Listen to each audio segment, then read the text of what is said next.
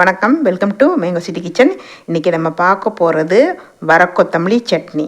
இப்போ எல்லாம் பிள்ளைங்களுக்கெல்லாம் ஸ்கூல் படிக்கும்போது இளநரை வருதுங்க.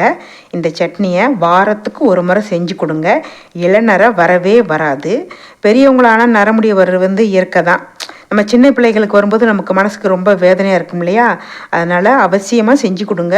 நல்ல டேஸ்ட்டாகவும் இருக்கும். ஒரு சப்ஸ்கிரைபர் ஃப்ரெண்டு வர கொத்தமல்லி சட்னி போட சொல்லி கேட்டிருந்தாங்க. நம்ம சேனலில் ஏற்கனவே சட்னி வகைகள்லாம் போட்டிருக்கேன். எண்டு ஸ்க்ரீனில் போட்டு வைக்கிறேன், பாருங்கள். வாங்க வீடியோக்குள்ளே போய் பார்க்கலாம். ஃபஸ்ட்டு நம்ம தேவையான பொருட்களை பார்க்கலாம். வர கொத்தமல்லி அளவு சொல்கிறேன் பாருங்களேன். உங்களுக்கு ஒரு கைப்பிடி நல்ல நிறக்க எடுத்துக்கணும். பாருங்கள், ஃபுல்லாக நிறக்க ஒரு கைப்பிடி எடுத்துக்கணும். இந்த அளவு தான் நமக்கு தேவை. இப்போ நமக்கு அதே போல் தேங்காயும் ஒரு கைப்பிடி நிறக்க இருக்கணும். வெங்காயமும் சின்ன வெங்காயம் இதுவும் ஒரு கைப்பிடி நிறக்க இருக்கணும். உப்பு 1/2 ஸ்பூனு. வரமிளகாய் 3 போட்டிருக்கேன். இது காரமாக இருக்கும், அதனால் 3 போட்டிருக்கேன். பச்சை மிளகா 1 போட்டிருக்கேன். அவசியமாக பச்சை மிளகா 1 போடுங்க, அப்போ தான் டேஸ்ட்டாக இருக்கும். வரமிளகாய் காரமாக இருக்கவாசி 3 போட்டிருக்கேன்னா, நீங்கள் காரம் இல்லைன்னா ஒரு 2 கூட போட்டுக்கோங்க. புளி 1 கட்டை விரல் அளவு, அதாவது இந்த அளவு எடுத்திருக்கேன். இந்த சட்னிக்கு காரம், உப்பு, புளிப்பு 3மே ஒரு கல் தூக்கலை வச்சுக்கிட்டா ரொம்ப டேஸ்ட்டாக இருக்கும். அடுப்பு ஆன் பண்ணி ஒரு வடை சட்டி வச்சுருக்கேன். 1 ஸ்பூன் எண்ணெய் போட்டுக்கலாம். எண்ணெய் காஞ்சிடுச்சு. வரமிளகா 3 போட்டுக்கலாம். தீயாமல் அப்படியே நம்ம பொரிச்சு எடுத்துக்கணும். பச்சை மிளகாவை உடச்சி போட்டிருக்கேன். பச்சை மிளகா உடச்சி போட்டோம்னா தான் அந்த விரை நம்ம மேலே தெரிக்காது. பச்சை மிளகா நல்லா ஃப்ரை பண்ணிக்கணும், அப்போ அந்த காரம் நமக்கு தெரியாது. அந்த மிளகா பாருங்கள், கலர் மாறி கொஞ்சம் வெள்ளையாக இருக்குது. இந்த பதமாக எடுத்துக்கலாம். புளியை இந்த எண்ணெயில் போட்டுக்கலாம்.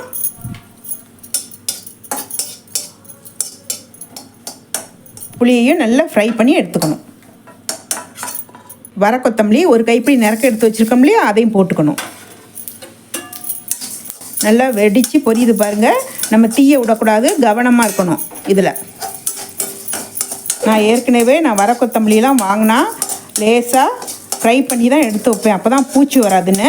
அதனால் நான் ஏற்கனவே ஃப்ரை பண்ணியிருக்கேன். இப்போ கொஞ்சம் ஃப்ரை பண்ணாவே எனக்கு போதும். நீங்கள் நல்லா வாசம் அறந்து வெடிக்கிற அளவுக்கு ஃப்ரை பண்ணிக்கோங்க, தீயை விடாமல்.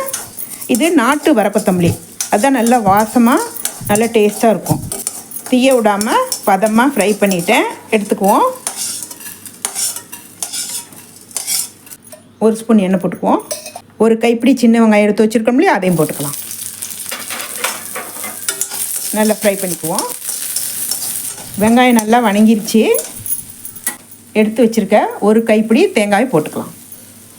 அடுப்பை அப்படியே ஆஃப் பண்ணிடுறேன். இந்த சூடே போதும் தேங்காவுக்கு. தேங்காவை நம்ம தீய விடக்கூடாது, பதமாக தான் இருக்கணும். இந்த சூடே போதுமானது. இதை நம்ம எடுத்துக்கலாம். நம்ம எடுக்கும்போது தட்டில் கொஞ்சம் தனியாக எடுத்து வச்சுக்கோங்க. இந்த வரக்கொத்தமல்லியில் கலக்காமல் எடுத்து வச்சுக்கோங்க. எதுக்கு சொல்கிறேன்னா, வரக்கொத்தமல்லியை தனியாக அரைக்கணும். வரக்கொத்தமல்லி அரைப்படாது சீக்கிரமாக. இதை அரைச்சிட்டு தான் நம்ம இதை போட்டு அரைக்கணும், அதுக்கு தான் சொல்கிறேன். இந்த அளவு 3 பேர்த்துக்கு நான் எடுத்திருக்கேங்க. நீங்கள் கொஞ்சம் பெரிய குடும்பமாக இருந்தால் இதையே டபுள் மடங்கு போட்டுக்கோங்க, உங்களுக்கு கரெக்டாக இருக்கும் அளவு. கொஞ்சம் ஆறட்டும். நல்லா ஆறிடுச்சு. ஒரு மிக்ஸி ஜாரில் உப்பு 1/2 ஸ்பூன் போட்டிருக்கேன். இப்போ வரமிளகா, பச்சை மிளகா, புளி, வர கொத்தமல்லி இதை ஃபஸ்ட்டு நம்ம போட்டு நல்லா தண்ணி ஊற்றாமல் நல்லா அரைச்சிக்கணும். அப்போ தான் இந்த வர கொத்தமல்லி நல்லா அரைப்படும், இல்லாட்டினா அரைப்படாது. எல்லாத்தையும் ஒன்றா போட்டுறாதீங்க. இதை நல்லா அரைச்சிட்டு வந்துடுறேன். சூடாக இட்லி ஊற்றிக்கிறேன். பித்தத்தினால தான் சின்ன பிள்ளைங்களுக்கு கூட இப்போல்லாம் நரமுடி வருதுங்க. இந்த சட்னி அவசியம் செஞ்சு கொடுங்க. வர கொத்தமல்லிக்கு பித்தத்தை போக்கக்கூடிய தன்மை இருக்குது. நல்ல டேஸ்ட்டாகவும் இருக்கும், சாப்பிடுவாங்க. இந்த அளவுக்கு அரைச்ச பிறகு கொஞ்சமாக தண்ணி ஊற்றி இப்போ நல்லா அரைச்சிக்கணும். கொஞ்சமாக தண்ணி ஊற்றி அரைங்க, அப்போ தான் நல்லா மைய வரும். நல்லா அரைச்சிட்டு வந்துட்டேன். இப்போ தேங்காய், இந்த சின்ன வெங்காயம் வணக்கி வச்சுருக்கோம் இல்லையா, அதையும் போட்டுக்கணும். இப்போ போட்டு நல்லா சுற்றி அரைச்சிட்டு வந்துடுறேன். நல்லா அரைச்சிட்டு வந்துட்டேன்.